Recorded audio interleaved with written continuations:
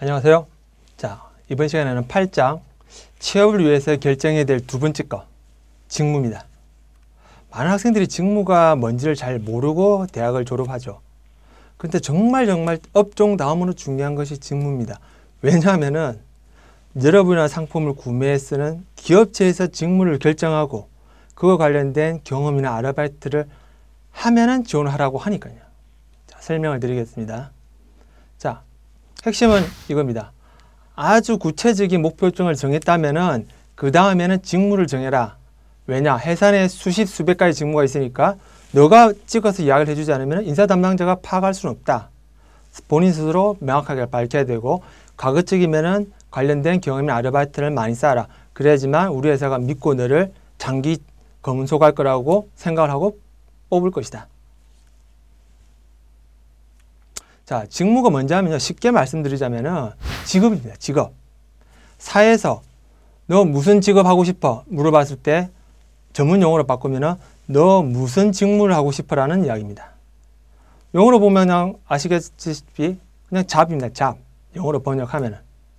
그런데 신입사원 같은 경우는 3년 이상 동일한 직무를 연속적으로 해야지만 경력사원이라는 소리를 듣습니다. 다시 말씀드려서 한 가지 직무를 1년 하다 그만두면은 경력사원이라고 가서 명함을 내밀 수가 없어요. 그리고 이력서에 적을 수도 없습니다. 왜? 회사는 너 이 직무 하다가 다른 직무 오는데 이 직무도 한 1년 하다가 또 그만둘 거 아니야? 우리 회사는 1년 미만할 초짜는 안 받아. 초단기 퇴사할 사람 싫어. 그렇게 이야기를 하죠. 직무가 왜 중요하냐면, 자, 이력서 첫 번째 머리를 보여드릴게요. 이력서 첫 번째 적는 항목이 토익 점수도 학벌도 영어 어학연수 갔다 온 경험도 아닌 직무입니다. 직무가 제일 중요하기 때문에 이력서 제일 첫 번째 칸을 직무로 준 거죠. 인사 담당자는 이게 적어낸 직무와 관련된 학과인지, 관련된 경험이 있는지, 관련된 자격증이 있는지를 심사하고 싶어 합니다. 그 이야기는 제가 다음 장 이력서 작성법에 다시 한번 상세히 설명을 드리겠습니다. 자, 좀 비유를 해가지고 풀어서 설명해 드릴게요. 업종을 선택하고 직무를 선택하라고 제가 이야기를 했지 않습니까? 자, 스포츠에 비유해 드릴게요. 육상.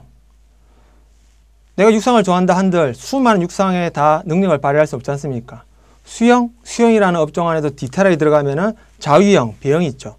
배영도 100m, 200m 나눠져 있습니다. 정확하게 자유형을 하고 싶다가 아니라 자유형의 100m를 하고 싶다. 그걸 준비하겠다. 그게 자신 있다. 또는 스포츠에 비유하자면은 스포츠에도 뭐 축구, 골프, 야구. 내가 야구에 관심 많다고 한들 수많은 포지션에 기용될 수는 없지 않습니까? 투수, 포수, 외야수도 삼루수, 중견수 다 나눠져 있죠. 자, 학교에 비유해 드릴게요. 교수님이 자, 이번에 우리 학과에서 학교 체전에 보낼 사람 뽑으니까 응모해. 그런데 달리기만 연습한 사람한테 교수님이 기회 못 두죠. 또 디테일하게 제가 달리기 중에 육상 했습니다. 허들 말고. 그래요?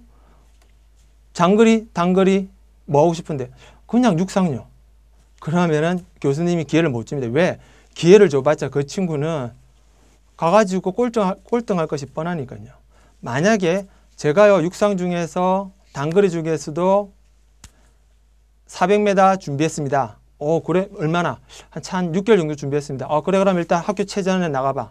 그런 친구는 나가서 최소한 입상을 하죠. 그래서 업종과 직무, 구체적으로 자기가 일할 분야를 정해야지만 기회가 주어지는 겁니다. 학교에 비유해 드릴게요. 아무리 내가 공부를 잘한다 한들 고등학교 마치고 대학을 지원할 때 제가요 당신 학교에 입학하고 싶습니다. 그럼 물어보겠죠. 무슨 과? 과는 잘 모르겠고요. 그냥 공대 가고 싶습니다. 그거는 마치 너 우리 회사에서 무슨 일 하고 싶은데 그냥 마케팅 부서에서 일하고 싶어요. 학생 마케팅도 부서가 되게 많아. 직무가 한 10개 되는데 그 직무 중에 뭐 하고 싶은데 그거는 미처 생각 안 해봤어요. 그냥 저 마케팅에서 일하고 싶어요 라고 우기면은 회사가 뽑아줄까요? 못 뽑아주죠. 다시 돌아가서 학교.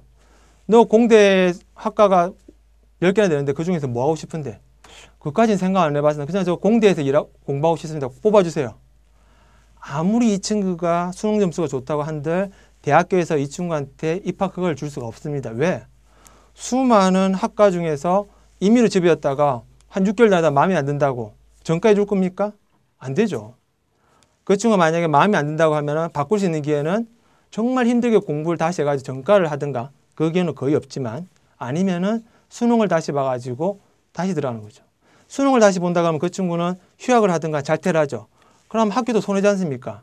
그 친구가 2학기 때 등록금을 내는 전제 조건을 뽑아줬는데 사라졌으니까.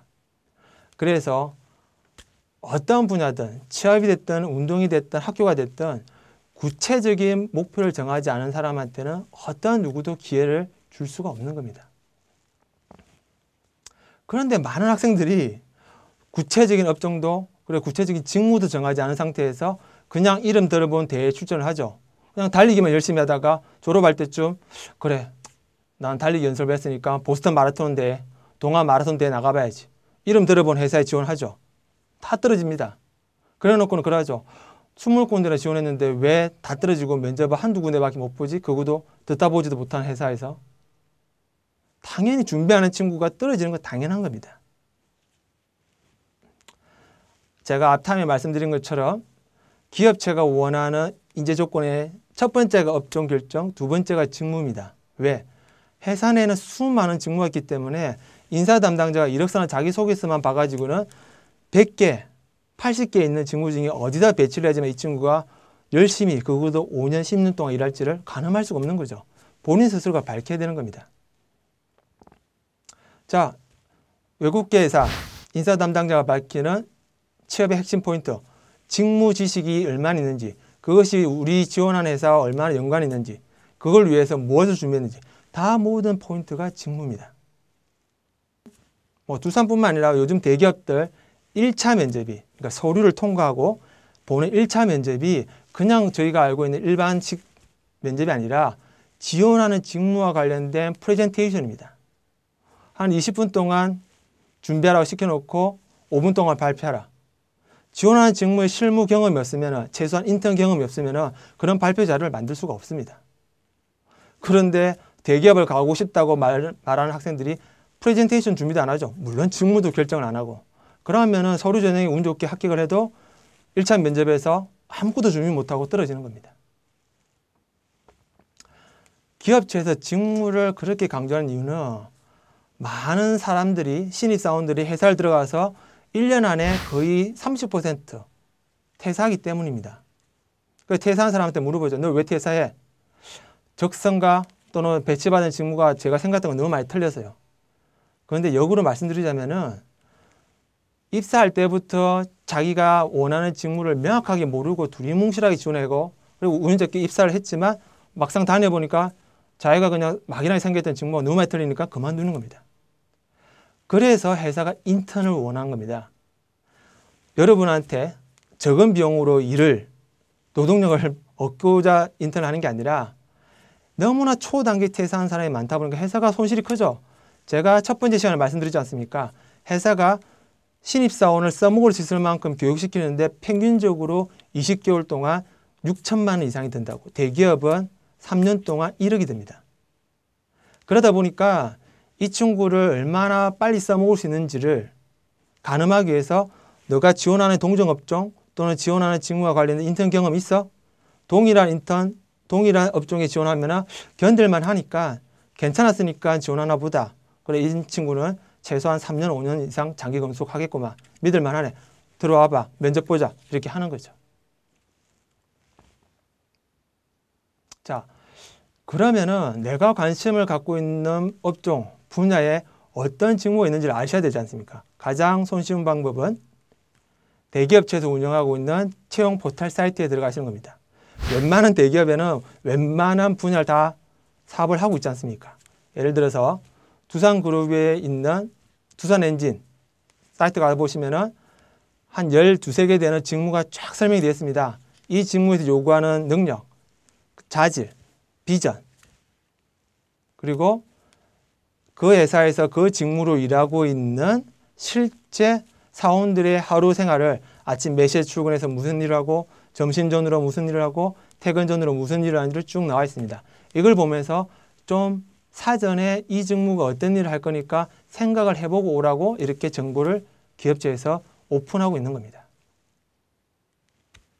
CJ 저장도 들어가시면은 보시는 바와 같이 이 직무에서 하게 되는 일, 필요한 자질, 하루 일과, 그 다음에 앞으로 비전, 전망이 어떻는지 이가 나와 있습니다.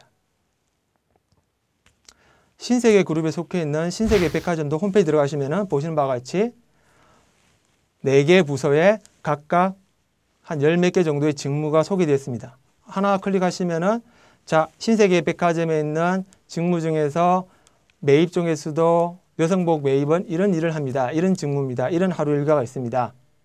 상세히 나와 있죠. 이걸 보면서 아, 이런 직무가 존재하는구나. 이 직무는 이 직업은 무슨 일을 하는 거구나 하는 걸 좀 느끼보라고 적어 놓은 겁니다. 또는 회사에서 채용 공고를 낼 때 아주 상세하게 우리 회사는 이런 직무에 사람을 뽑습니다. 관련된 학과는 이런 겁니다. 라고 쭉 상세하게 설명을 하고 있습니다. SOL은 채용 공고할 때 우리 회사는 직무가 45가지입니다. 그 중에서 하나를 선택을 하십시오. 라고 이야기를 하고 있죠. 선택을 해야 됩니다. 회사가 하라고 했으니까. 또는 한국직업정보시스템에 들어가면은 직무에 대해서 좀 더 디테일한 설명들이 있습니다. 하는 일, 수행하게 되는 일, 관련된 유사한 직업들, 그 다음 필요한 교육과정, 관련된 훈련 기간, 평균 임금, 앞으로 전망 이런 것들이요. 그래서 홈페이지 들어가셔가지고 한 번쯤 자기가 관심 갖고 있는 직업, 직무가 어떤 건지, 무엇이 있는지, 그리고 실제 하는 일이 뭔지를 한번 살펴보는 것도 취업 준비하는데 필수 해야 하셔야 할 일 중에 하나입니다. 자, 다음 시간에는 이런 업종과 직무를 정하고 그에 관련된 경험을 쌓은 사람들이 어떻게 이력서를 써야지, 어떻게 자기소개를 써야지만 면접에 초대받을 수 있는지를 제가 한 개씩 설명을 드릴 겁니다.